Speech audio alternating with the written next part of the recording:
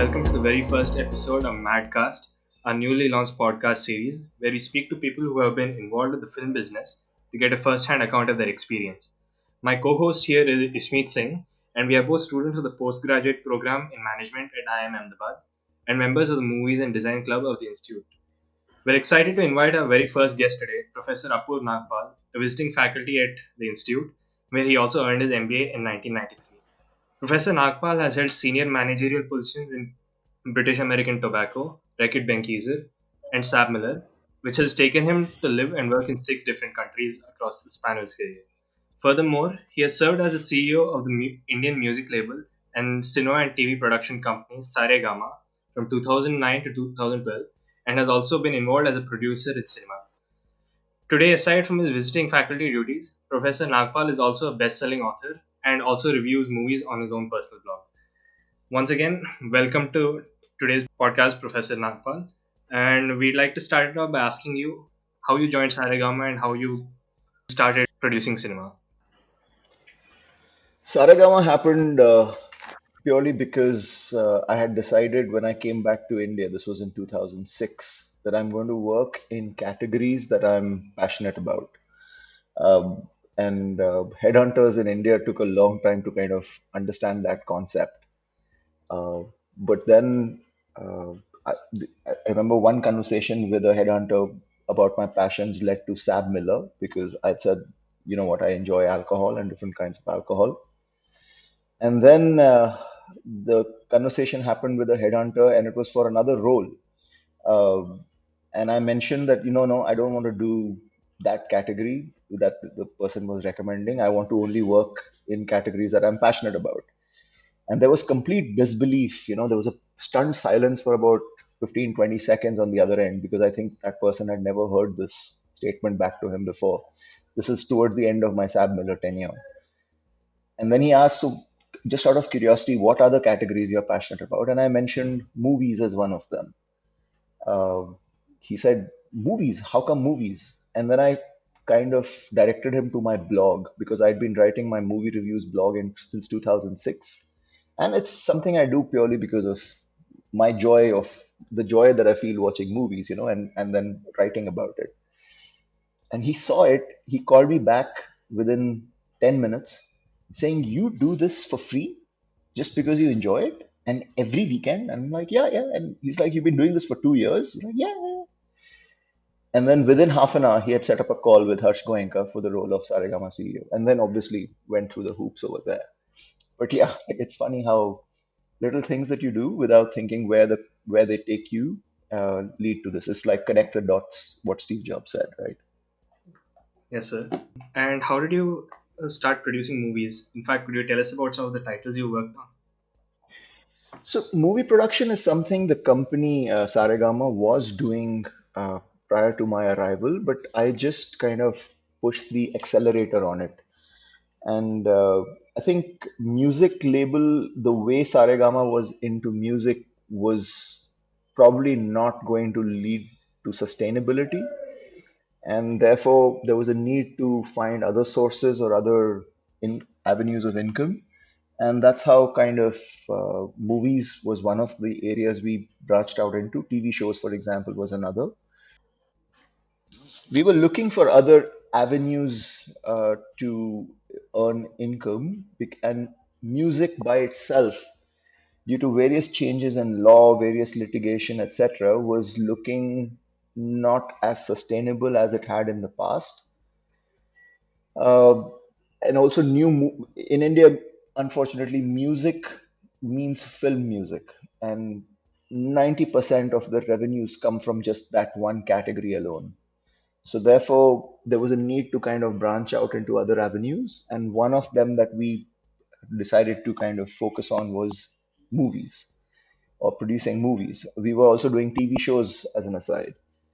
The movies that I think I have producer credit for 3 movies. The Japanese Wife, which is a Bangla English movie directed by Aparna Sen, starring Rahul Bose and Raima Sen and Moshmi Chatterjee.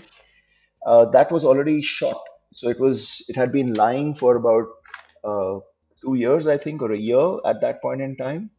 And my role was to try and find a meaningful edit, and to find a meaningful way to market it, which is kind of what I did towards the end. I got to work with Aparna, and I got to work with Rahul, etc. towards that, creating the marketing strategy for it.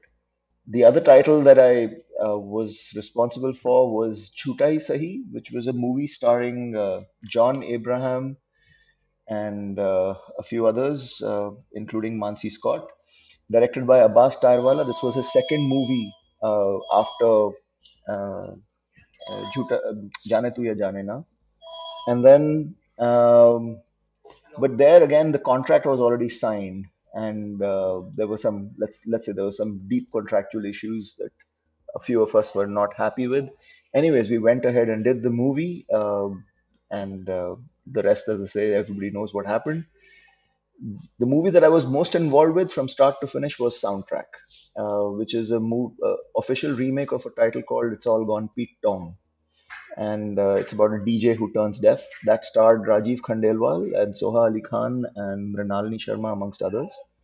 Uh, Great soundtrack for the movie as well. Ankur Tiwari was there along with quite a few others, medieval pundits, etc. Jutai Sahi, the music was done by A.R. Rahman. It's a very good soundtrack as well. And yeah, those are the three I think that I was involved with. That's quite fascinating, sir.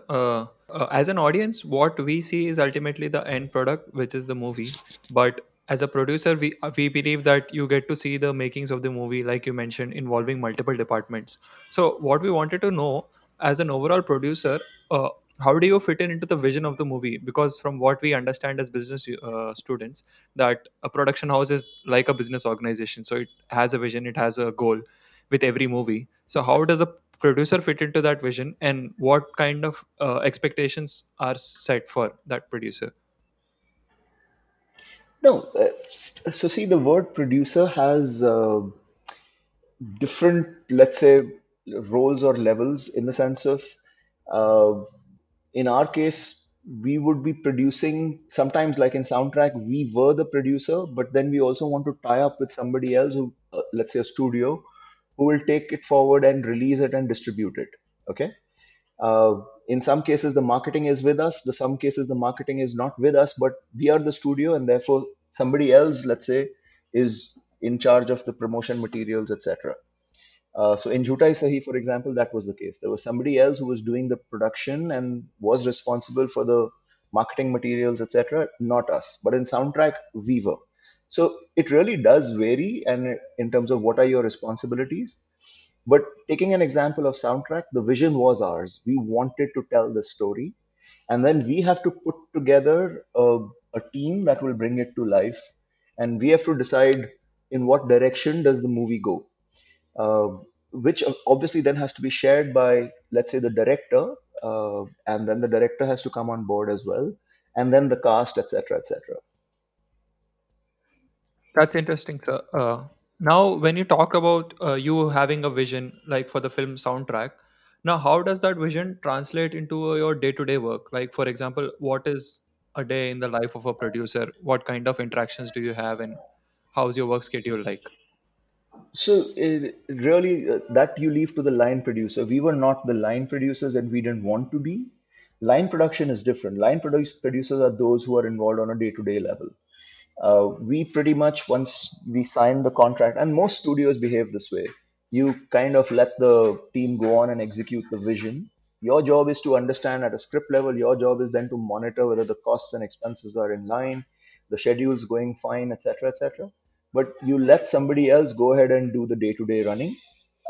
We were pretty clear, and we had a pretty good relationship with the team that was doing soundtrack.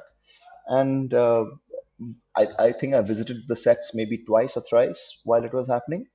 But then you start getting involved at the edit stage more, not during the day-to-day shoot. Similarly, even Jhutai Sahi, there again, we were not really responsible for the production either. I think I must have visited the sets two or three times in India and once in London. So, when you say different producers get involved at different stages, what exactly is the nature of your work at that stage? What sort of roles do you take on, and how do you intervene in the process? Uh, At which stage? Like At which like you stage? said, Sorry. you got involved at the editing stage during Jutai Sahi. So what sort of intervention do you undertake over there? Do you how to request new shots if necessary? No, there again, once the edit is done, is where you get involved. But the creative control resided at that point again with somebody else. Uh, we had an overall feedback that was relayed. In some cases, it was taken, in some cases, it was not taken. And that's again how that particular situation was set up. In soundtrack, there was, like I said, a much deeper relationship, and uh, we had certain issues which we discussed, and then the final film kind of reflected that. So aside from this, what other roles do producers usually play? Could you throw some light on that? Producers, see, a producer is the guy. If you take the old-fashioned way, the producer was the guy who had a dream. Okay, that producer then puts together a team that kind of fulfills that dream, and he's also usually he was the financer as well, and it was all in one in that sense. This is earlier days. This is about 30-40 years ago. Today, that same thing, he was then the guy who basically went on the set every day. He made sure everybody landed up on time, etc., etc., etc.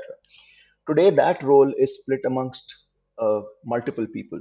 You can have a different financer, you can have a different studio, somebody different responsible for marketing, somebody different responsible for the day to day, somebody different, as I mentioned, a line producer who's doing the day to day production job, making sure the permissions are there, etc., etc. So multiple roles, and I think the contract kind of decides, or your vision kind of decides, where do you want to be.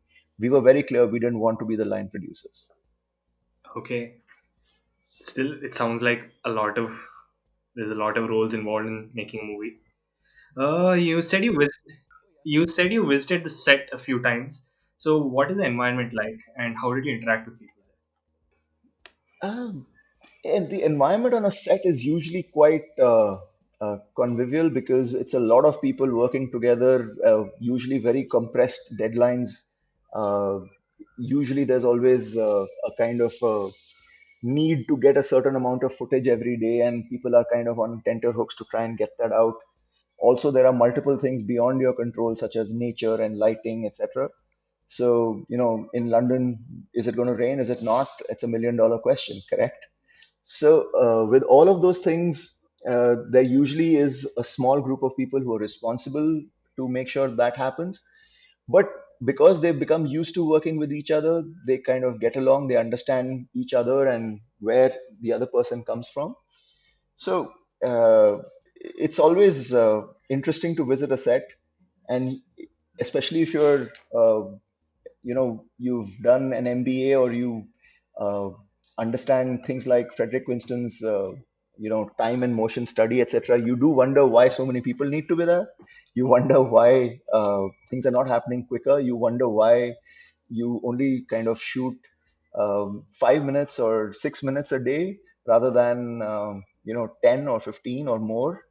But then very quickly you realize that it's a totally different environment, and you need to kind of it's a totally different environment, and therefore to let creativity happen, you cannot dictate things from a kind of an efficiency perspective, because different people will will react. A different actor will treat the same sentence in the script very differently, and that's where the kind of class of famous actors like Irfan Khan, or Vijay Raz, Nawazuddin Siddiqui, etc. comes in. When you watch how they kind of make it happen. there?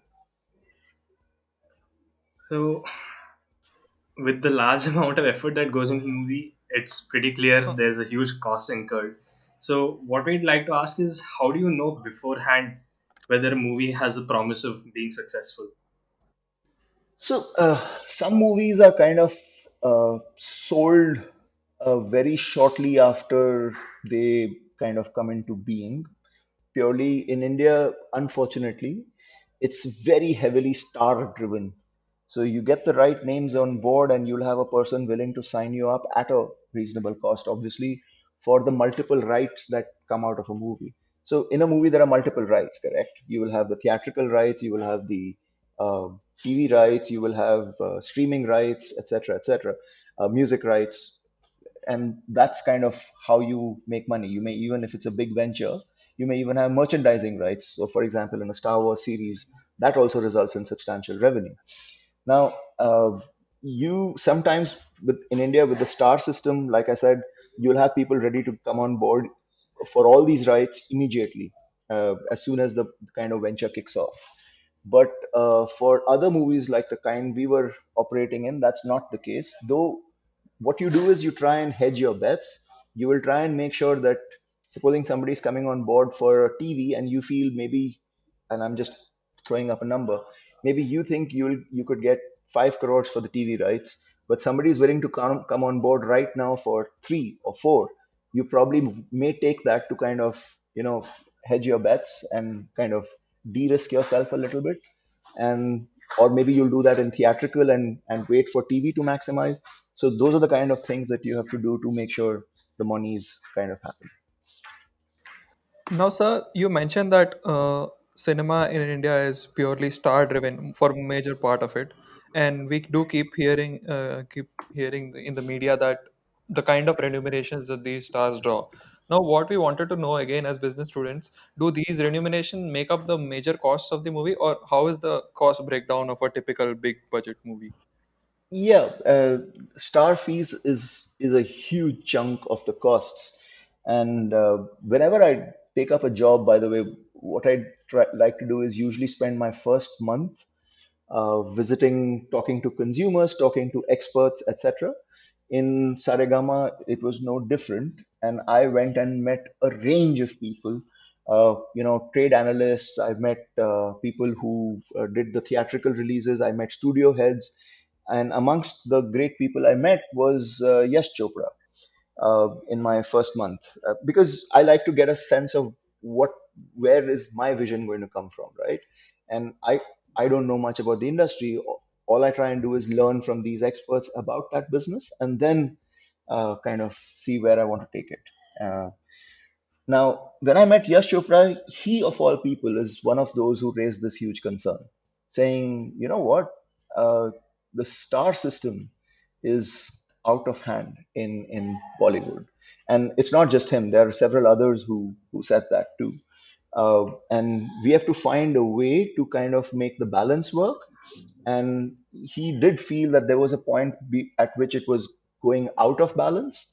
Uh, but I think obviously different people can command different holds, let's call it, over the stars. And uh, if Saregama were to charge, if say a certain famous actor is going to charge normally 20 crores for a film, with a Yash Chopra, he will obviously charge less because he also wants to be part of that banner. So there's a pull and push kind of both ways working.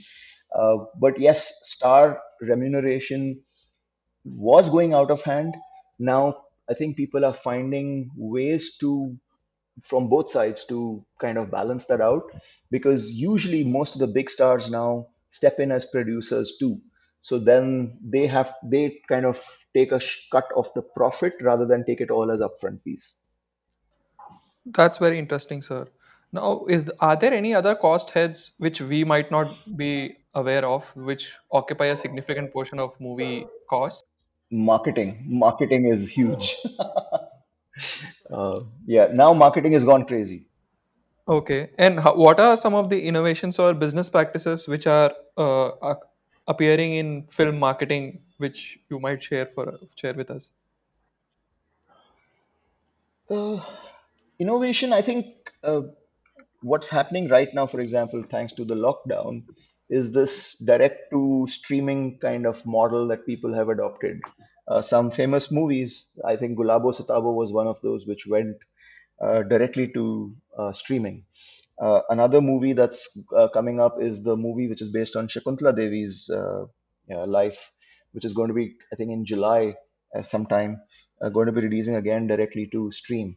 Now, it would be unthinkable a few years ago to be doing something like that with the kind of stars that were on board. I mean, it was Amitabh Bachchan and Ayushmann Khurrana on Gulabo Sitabo, and it's Vidya Balan who has shown and demonstrated that she can pull in the theaters on her, pull in the crowd in the theaters on her own for this. So I think that's the kind of innovative thought that's coming in now in terms of figuring out, do you want to hold on to a movie for the best theatrical release, or do you want to, hedge your bets in a sense and take what you can get right now? And that's one. I think in movies, anything that can be done is being done to kind of promote the film. And that goes from the range of appearing in TV shows, appearing in reality shows, appearing in fictional dramas as characters, and coming in the middle of a long running serial to try and talk about your upcoming film. People have advertised tying up with cricket series, coming in into the stadium and doing certain activities, etc. So this world is an ever changing world. I mean, putting out fake stories, uh, and that's been going on since I think 40, 50 years, about trouble between the hero or the heroine, etc., etc. So this is an ever changing field. There's constant innovation. Media net stories, uh, full page ads in Times of India. I mean, it's really crazy in terms of how this world, lots of innovation happens. That's very interesting, sir. Now, when we talk about these huge costs like marketing and artist remuneration, there's a very widely held debate regarding big budget movies and art house movies. Whether is it really interfering with the artistic element of cinema, all this commercialization? What's your take on that, and how you, as a producer, see this big budget versus art house movies debate evolve in India?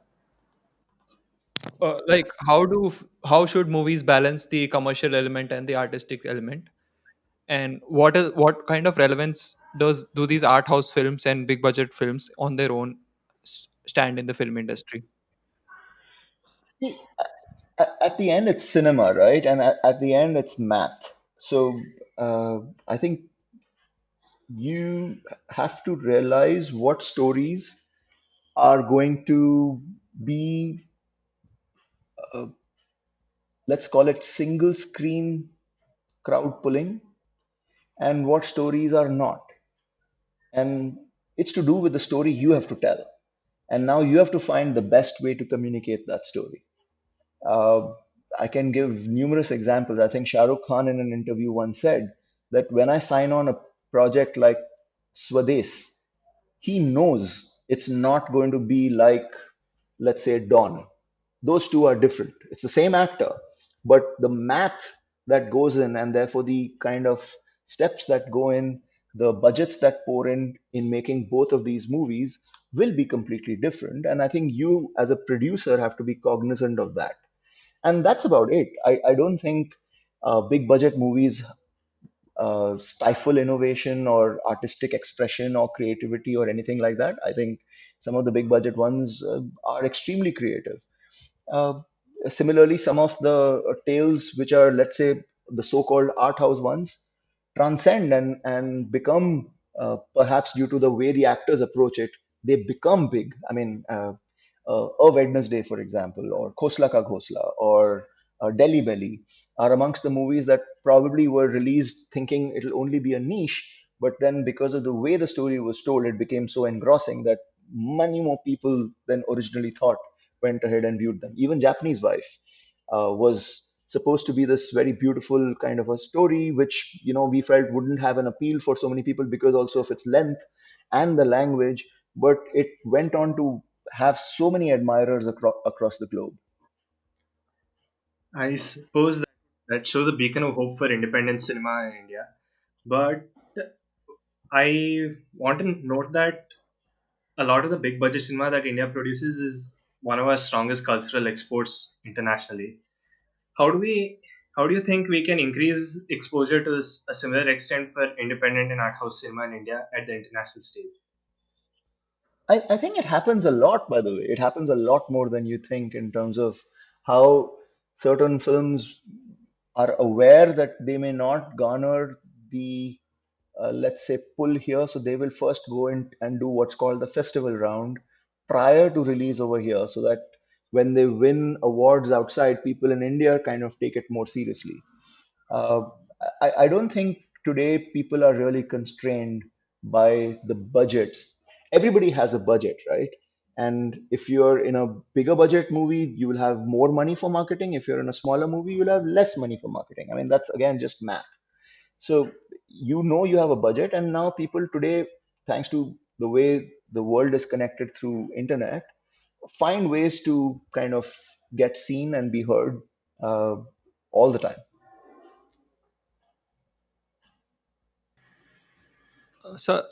Like the film festivals, another platform which connects India and the international cinema is the platform of streaming, wherein you have Netflix, Amazon Prime, and Hotstar coming up, and we can see a lot of movie houses directly releasing their movies onto the platforms, like you mentioned earlier. Now, how do you see as a producer this will affect the value chain of the movie making business? And will this change any sort of metrics which you look at when you look at the success measures of these movies? Because I think, as we all know, these platforms don't really release any data on the viewership of the movies and how successful they have been on the platforms. No, but again, there will be a price that they pay for the movie, right? And at the end, uh, there's a balance between theatrical and streaming and television rights. So these are the three rights that will kind of be in sync with each other, because you will have to decide how long after the theatrical release is the streaming guy allowed to stream, how long after the theatrical guy is the TV producer, is the TV rights guy allowed to stream, and the three will obviously be fighting to make sure they get first priority. So that's how kind of that world operates. Any new income source is welcome, isn't it? So the fact that streaming is coming up and providing this thing, it's a good thing, and we should appreciate it. Also, probably they can take more risks and are able to cater to certain sections of society in ways that probably theater cannot, because of the physicality involved. So yeah, it's a completely different world, completely different dynamic, probably resulting in different kind of scripts getting commissioned or different kind of movies getting commissioned. So it's a good thing, it's a great thing. Really welcome it. I remember a few years ago when Kamal Hassan wanted to release Vishwaroop in a direct-to-home format alongside the theatrical release. There was a huge protest from theater owners. So, would you say that post the lockdown there will be a similar uprising by these theater owners? Big. There's already been, they've already sent out letters saying that how we are supposed to stick together and what are we supposed to do if you start doing this, etc., etc. And we are going to relook at the money sharing arrangement that we have, because this is not okay, and we will remember the studios which did this, etc., etc., etc. They've already done that. So, is it like there's no hope for theaters in the future, or do you see? No, not at all. Not at all. You go into a theater for a different reason, rather than wait for. Now, in India, for example, it's hardly 2 weeks or 4 weeks at max by which time the movie comes into your living room through your television set. So, if you're a smart guy, either of you, Anish or Ishmeet, why do you go into the theater? Why do you spend that $1,000 for you, your friends, your popcorn, etc.? Why don't you just sit back and wait for 2 weeks and watch it on your television set? There is a different reason why you go to a theater, and I think all aspects of the movie, in a sense, come to life truly magically on that large screen. So you go for that experience rather than just for the movie itself. Um, and I don't think that's going to change at all. Staying on the topic, like you mentioned, lockdown is going to have some sort of a short-term impact on theaters, but may not translate into a long-term uh, this thing. But do you see the industry changing as such in the long term? Because like any other business, I think the film industry has been also hit by a lot of job losses and all the productions coming to a halt because of COVID.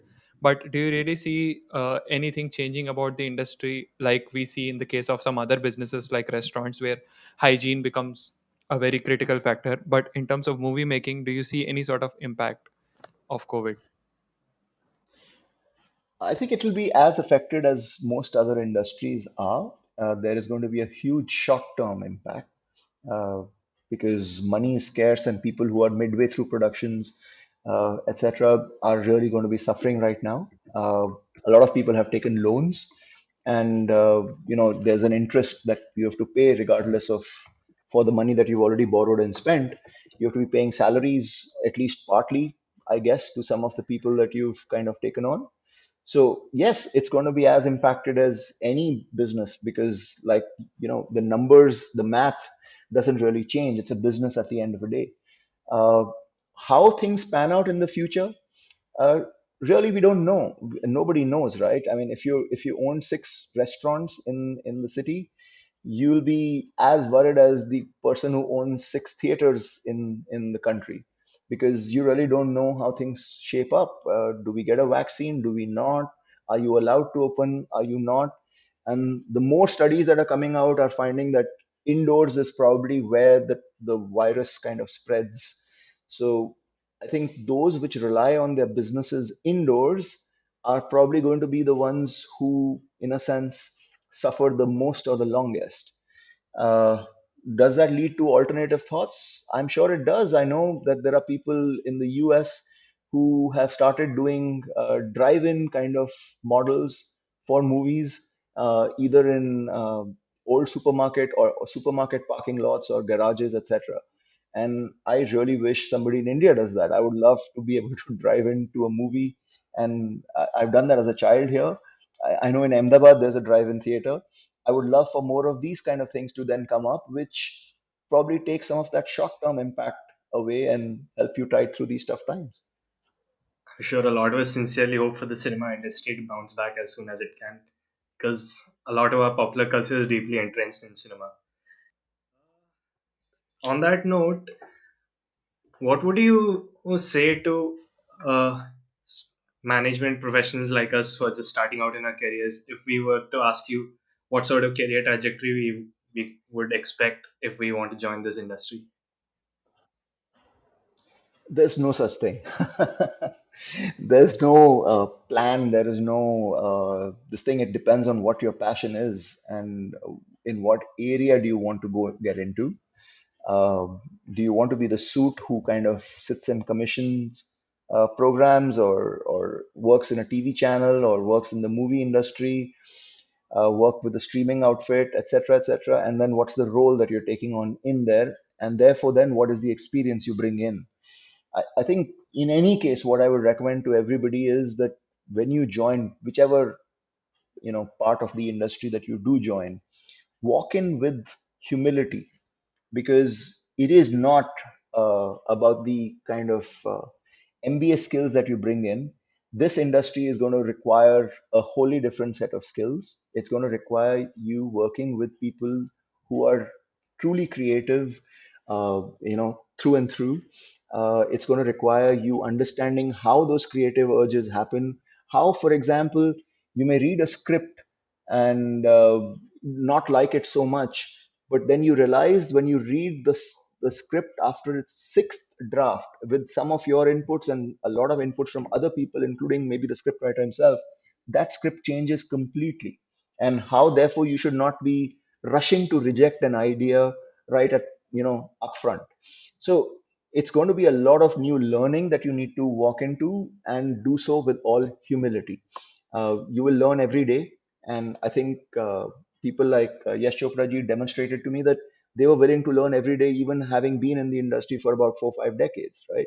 So I think that's the approach you need to walk in with, no matter what part of the industry you choose to join.